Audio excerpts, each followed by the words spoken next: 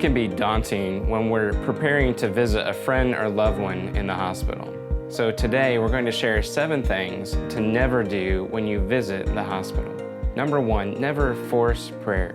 If you're a person who prays, when you go to the hospital, you will be inclined to want to pray with that person, and that's great.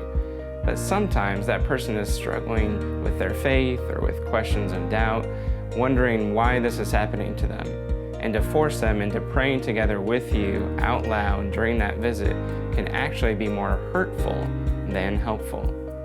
Number 2, don't be afraid to cry. If something sad is happening and that person that you're visiting has some tears, it's okay for us to cry too. Our inclination may be to stifle those tears and try to stuff that away, but sometimes it can be the most helpful and connecting thing to do to simply shed some tears with that person. Number 3, never interrogate the person.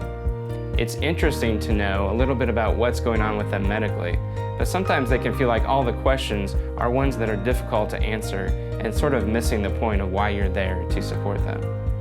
Number 4, never question the person's faith.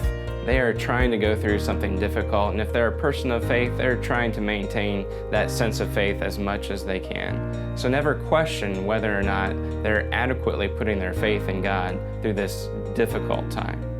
Number 5, when you visit someone at the hospital, never disparage the clinicians. Now, it's certainly okay to question if the course of treatment is the right one, but when we're in a room with our friend and we say, this doctor doesn't really know what she's talking about, we're setting up a dangerous dichotomy where they feel like you and the doctor are on different sides. If I'm a patient in the hospital, I want to feel as though everyone's on my side. My faith community, my family, my friends, and the clinicians. Number 6, when you visit a friend or loved one at the hospital, never pretend you understand. They're going through a very unique, difficult situation. And even if you know someone who had the same diagnosis or faced a similar situation, we never really fully understand what that person's going through. And to pretend that we do understand can set up a distance between us and them. And finally, number 7, when we visit a friend or loved one in the hospital, we should never pretend we know what God will do. We never know if God's going to heal that person or if there's going to be a different result.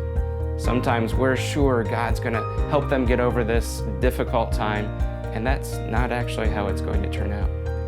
We can put our trust in God without pretending that we know exactly what God will do. So these are 7 things to never do when we visit a friend or loved one at the hospital.